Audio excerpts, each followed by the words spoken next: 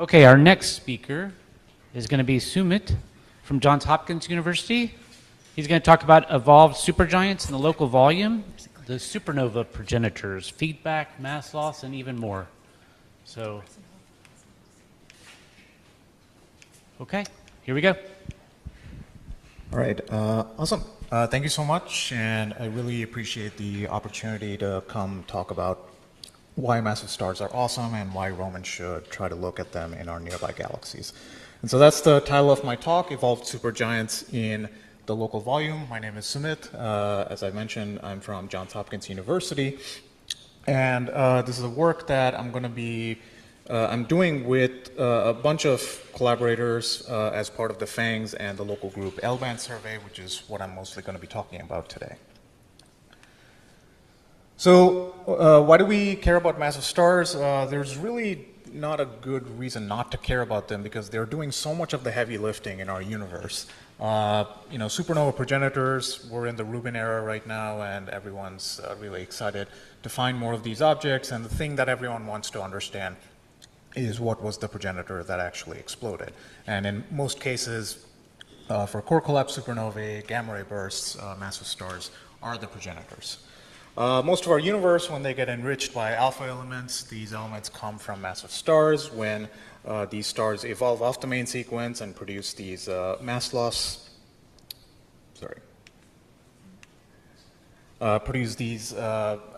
losing winds, and when they explode as supernovae.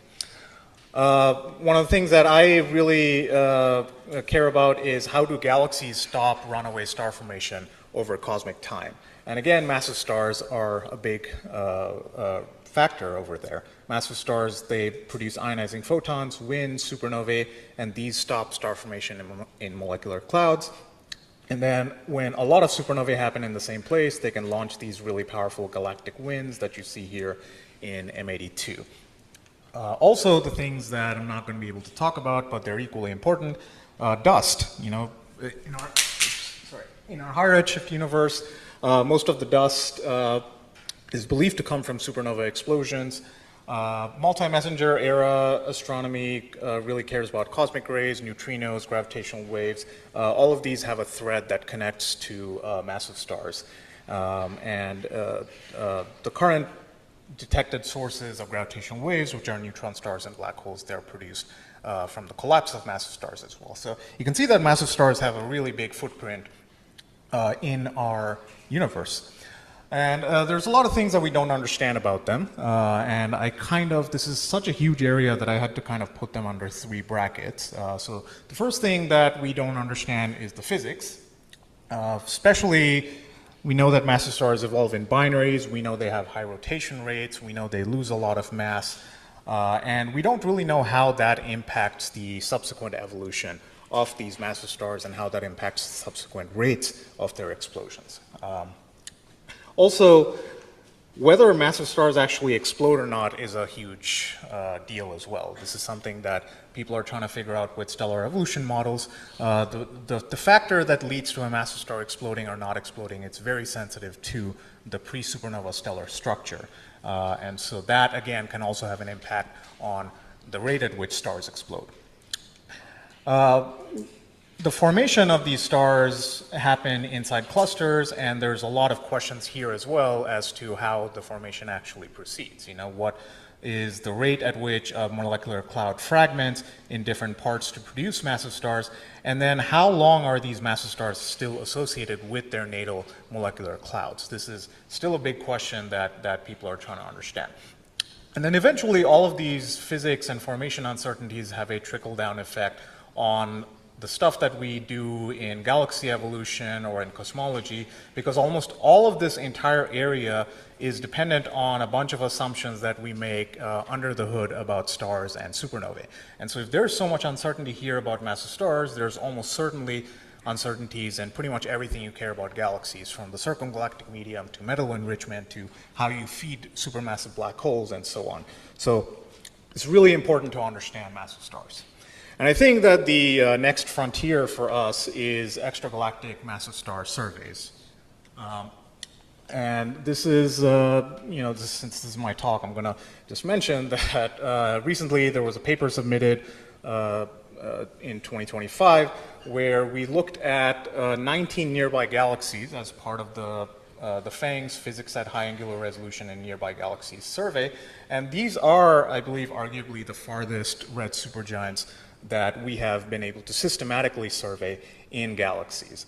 And so this was possible as a result of space-based observatories, namely Hubble and James Webb. So this is the CMD that we use to find red supergiants. This is with the K-band filter on JWST F200 and the I-band filter F814. And this kind of nicely separates the red supergiants, which are evolved supergiants that have hit the Hayashi track on the HR diagram. And that separates them very nicely from yellow supergiants and main sequence stars.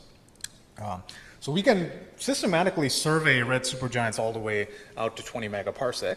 But a little bit of historical context. Extragalactic massive surveys, massive star surveys are not new. They've been done for about 3 decades now.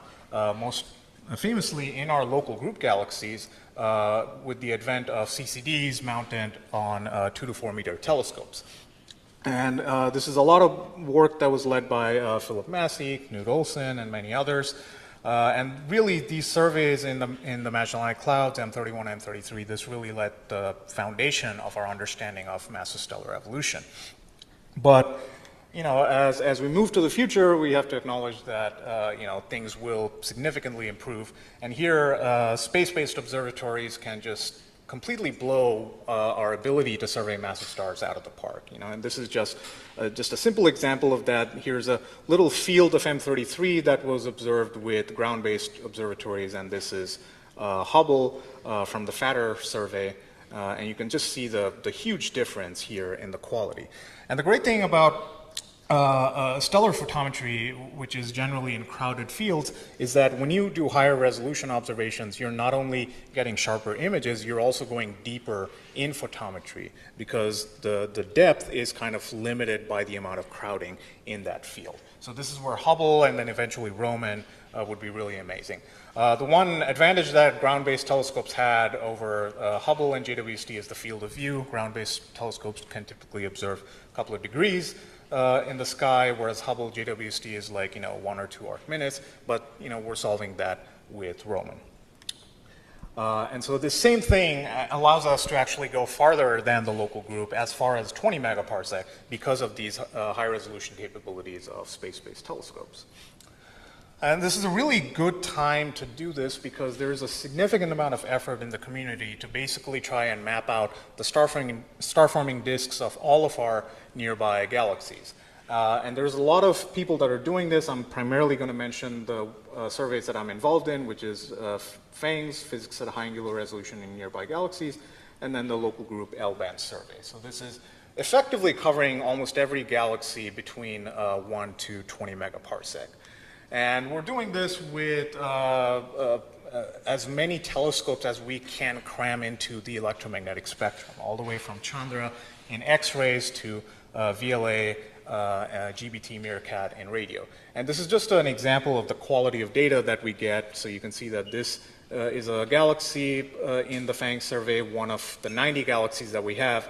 And here's observations of massive stars and clusters with Hubble, and then evolved massive stars, giants, supergiants, dust-embedded stars with JWST, and then their interstellar medium from ALMA and from MIRI JWST. Okay, and the reason is that star formation, massive stars are not independent from their surrounding environment. If you really want to understand them, you need to have the information about the gas and about the stars. And these things don't manifest in one single wavelength. They manifest all across the electromagnetic spectrum. And so that's the motivation for just putting so much effort into these observations. And just to summarize what's the local group L-band survey, this is basically the FANGS survey, but done with our local group galaxies. This is very much a survey that is being done with the VLA and the Green Bank telescope. So this is surveying the atomic gas and radio continuum in our galaxies. So here's an example with M33. But then we're also filling up the electromagnetic spectrum with all of these other telescopes. So eventually what we're going to get is, like parsec scale observations of stars and their gas at every possible wavelength, all of the phases of gas at different ages. So this is a very exciting development that I'm looking forward to. So I'm going to lay out a couple of science cases that I think is going to be really exciting, or is already exciting with these surveys. So the first one, which we think about quite a lot, are supernova progenitor surveys.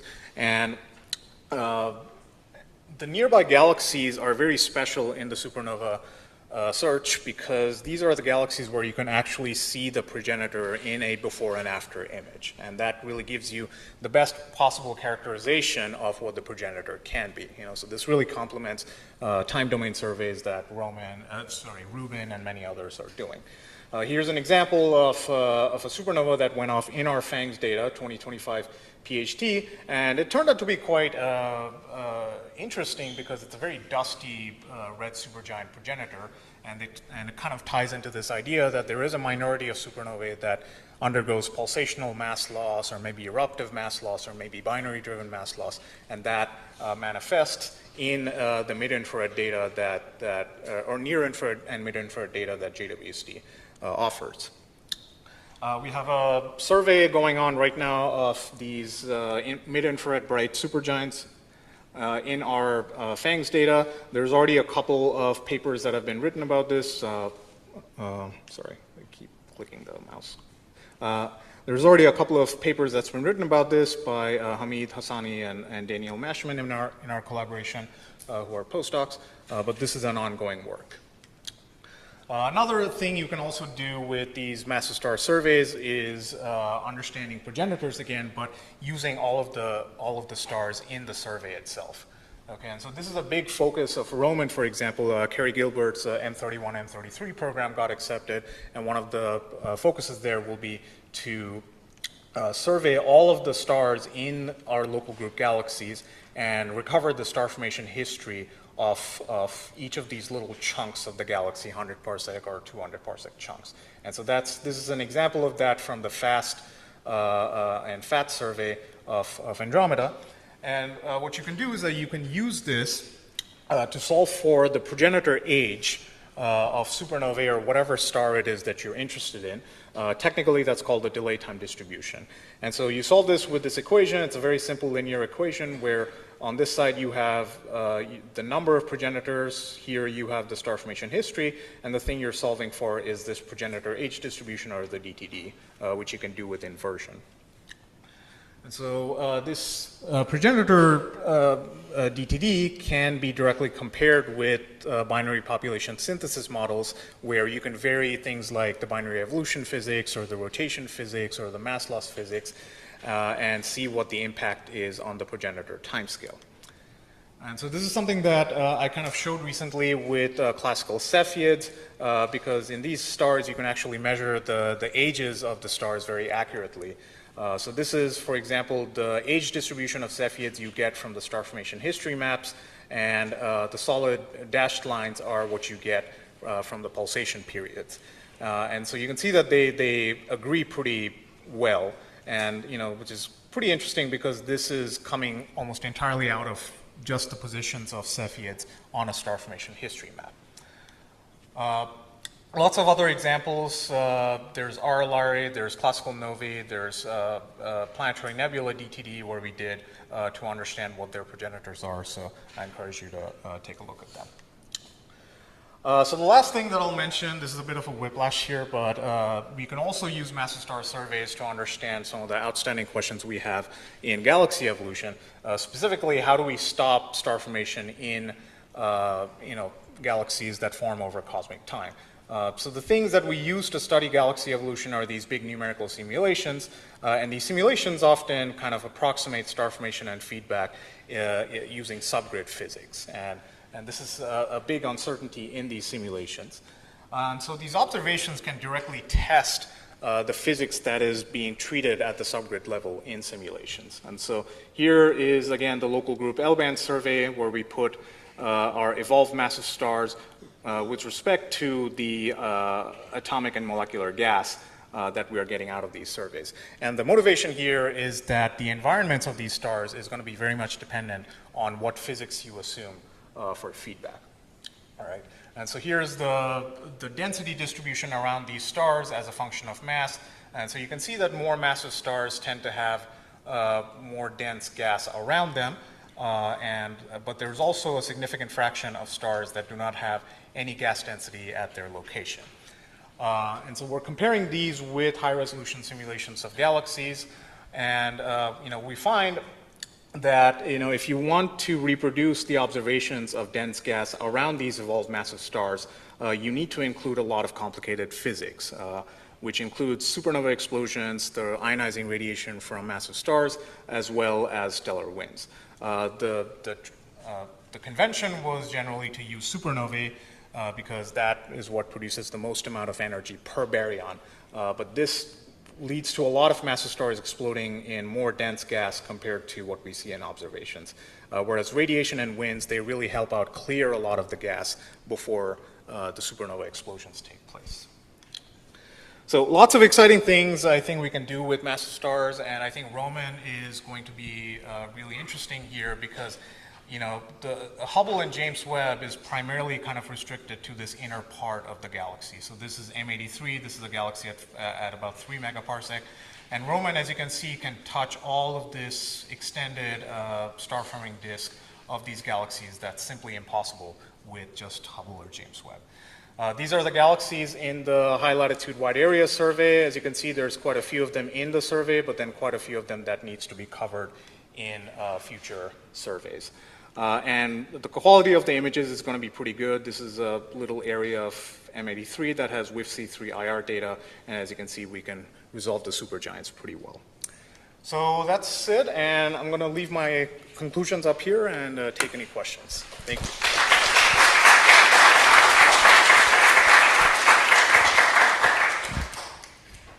Okay, what questions do we have? Monkey? Hi, sorry, this isn't my field, so maybe this is just completely off base. Are you able to understand at all using this infer the IMF for high mass stars? Sorry? The IMF for high mass stars. Is there any? The IMF? Yes. Yes, I think we are definitely trying to think of ways to do that. It's not as easy as, let's say, in the Magellanic Clouds, you can see the individual 100, 200 solar mass stars. Here, you kind of have to assume that that's a free parameter and then kind of try to fit that to observations. But we do have a lot of observations. I mean, there's H alpha, there's the individual like multi-band SED of star clusters, and that's in progress, but nothing yet. Yeah. Okay, another question?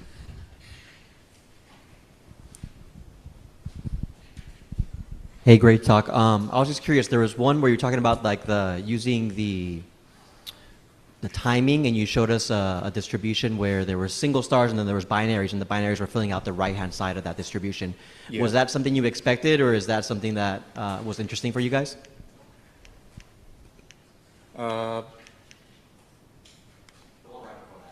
This one, right? Yeah. So this is actually from a simulation. So this is from stellar population synthesis simulations, and this is I think this actually showed quantitatively what binaries would do to a distribution of future supernovae. I would say this is kind of unexpected in the sense that it goes like it's predicting that core collapse supernovae can happen as late as 200 million years, so from stars as low as 4 solar masses, which is kind of, it's not what you think about, but this is happening because these stars in binaries undergo mergers, and that leads to a bigger star which explodes then. So we might see that in the measured delay time distributions.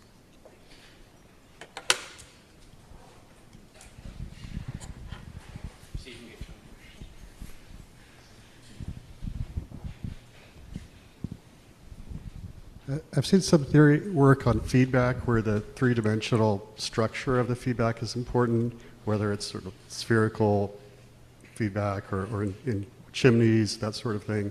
Is there any way you could constrain that from observations with looking maybe at galaxies with different inclinations to get a feel for the three-dimensional structure of the gas density?